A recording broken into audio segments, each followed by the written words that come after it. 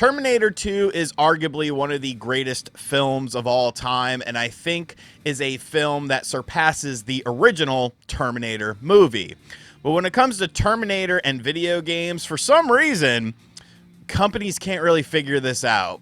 I remember there was one Terminator game that came out during the GameCube era that was okay, based on Terminator 3, but for whatever reason, all these other Terminator games just stink. And if you were a kid growing up in the 90s, you know this all too damn well. Like, you would see Terminator on the NES or Genesis or something, and you'd be like, oh, cool, this is going to be awesome. And then it was crap. Now, granted, you did have the arcade game as well that did get a home port on the Genesis and the Super Nintendo, but I mean, it was all right. You had to use the Menacer or the Super Scope in order to play it, which weren't really traditional style light guns that you would play in the arcade.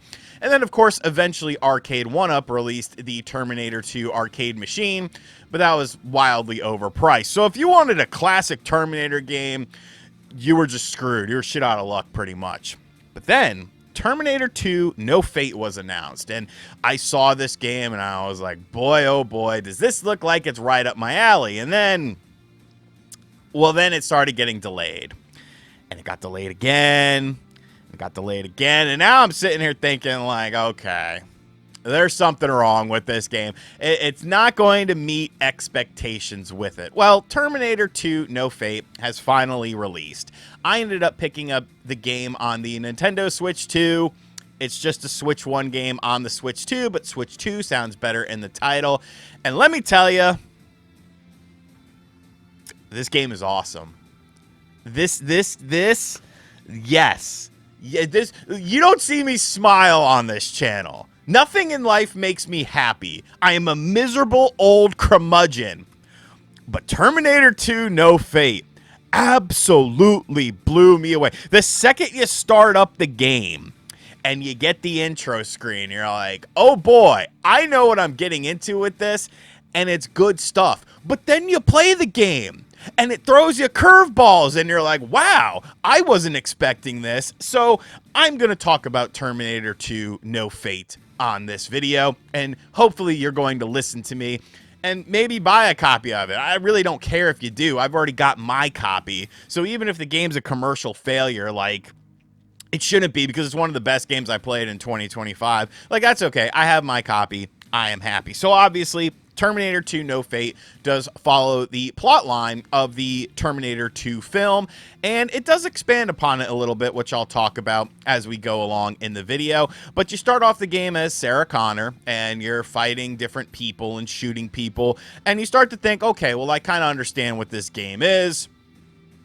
You know, a traditional sort of run and gun game. And the first few levels as you play as Sarah Connor, it definitely does feel like that. You shoot people, you can duck behind cover, there's cool boss battles, all sorts of stuff is happening within the levels. You have a roll that you can use to get under smaller areas, and you could jump and jump up onto higher plateaus. By holding down the ZR button, you can target where you are shooting if you want to lock it in, or you can use the D-pad while you're moving in order to do it.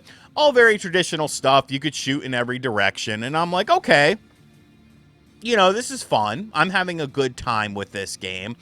But then the curveballs start coming in, because you don't only play as Sarah Connor, you also play as John Connor, future John Connor, which obviously was talked about and showed a little bit in the movie, but was never really expanded upon. And then when you play as John Connor, you have all of these different weapons and stuff like that. Like, then the game becomes like a Contra game where you can pick up power-ups for your weapon, and you're having to duck and dodge and hide behind cover and stuff. And it's like, whoa, okay, this is cool. It's a different gameplay mechanic. And then you get all these other different gameplay mechanics as you progress throughout the story of the game, and you get to relive all of these iconic scenes in just amazing detail. Like, amazing detail, down to little things that if you're a huge fan of the movie, you will recognize them and just be like, wow, this is awesome. Let me tell you something. All right, when you play as naked Arnold Schwarzenegger and you go into the bar and you got the little fight scene, when you get to the boss of that scene, it starts, you hear the You're scaring away my customers. and I was like, there's no way Bad to the Bone is about to play. And it plays. And that's kind of a little bit of a spoiler. It's early in the game, honestly. It's I mean, you know what's going on. You know the plot line of the game if you've seen the movie. I think it's like the 5th or 6th level or something like that. But when I heard that, I was like, this is it. This is God tier. I am experiencing God tier gaming. Each individual character feels completely different. The game constantly, even when you're using similar characters, they will put you into different environments based on the movie that completely change the style. You know, there's driving stuff. There's stealth mechanics. Like, I was just so impressed at how every level, you know, once you get kind of past the first few with Sarah Connor, how every level started to feel like so super different and stuff like that, just because you're playing as the same characters, but they're doing different. In the stealth level, you're lock picking.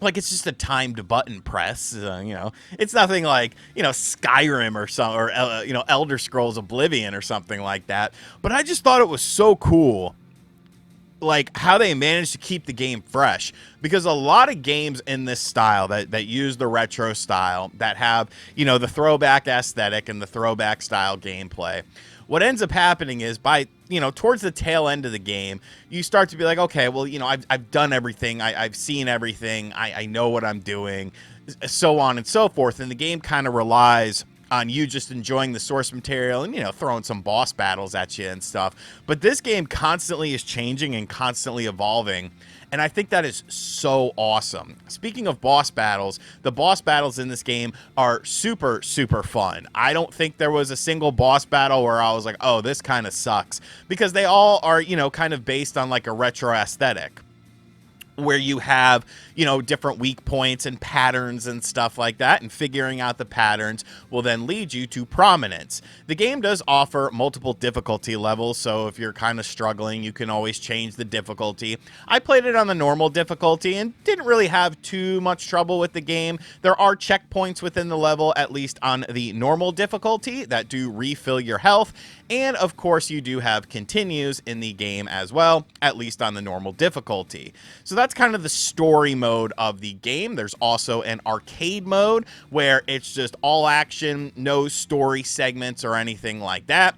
And then you unlock additional things as you beat the game, and you actually unlock like different story paths and different levels and stuff like that. So there's actually a good, you know, I wouldn't say good, but I would say a decent bit of replay value, especially if you're enjoying, you know, the core gameplay of the game, and I don't see why you wouldn't. Some of the levels do have little hidden things in them as well, usually just like hidden continues behind walls that you can blow up or different things, but I was super impressed with the gameplay.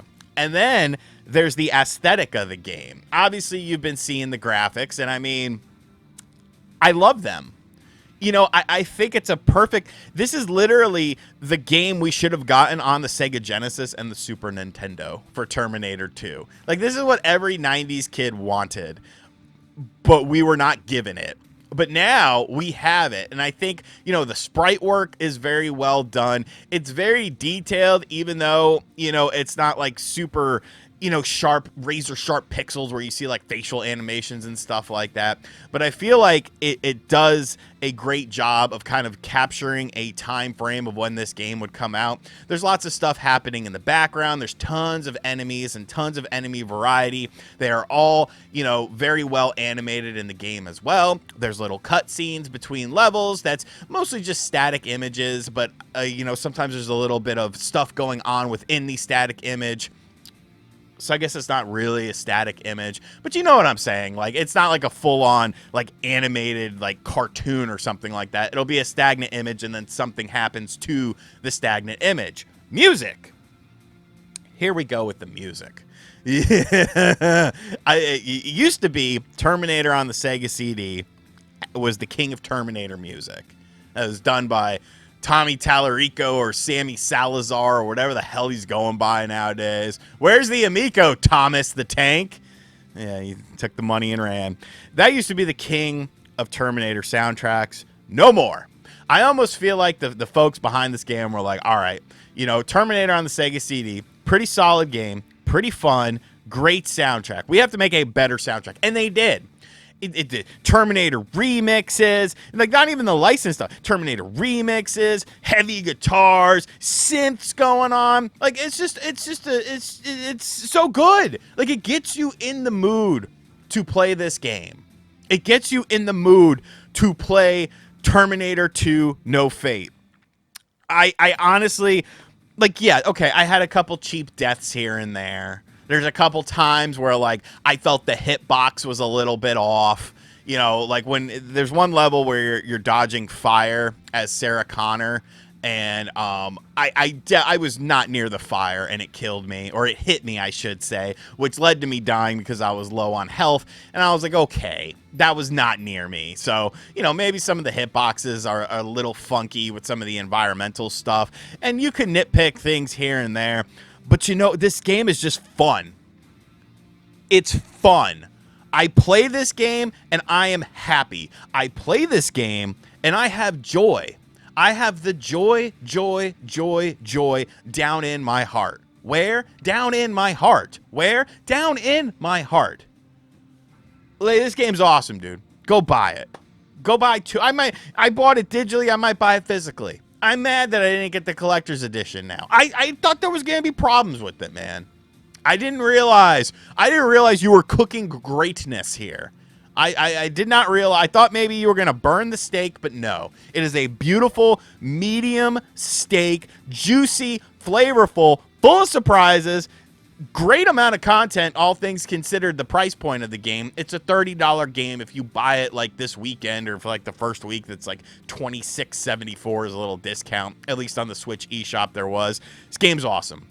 If you're a Terminator 2 fan, buy it. If you're a fan of games with a retro aesthetic, buy it. I love this game, and I'm so glad that it turned out the way it did.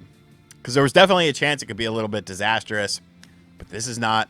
This is God tier gaming. Folks, let me know in the comments section down below. Are you planning on picking up this game? If so, or maybe you already bought it and you just wanted to watch me talk about it to see what I thought about it. Let me know in the comments down below. And as always, guys, thank you for checking out this video. If you're new to the channel, be sure to hit that subscribe button. Be sure to like, comment, and share. Hit the bell as well, please. And thank you. And as always, I'll catch you guys on the next video. Later.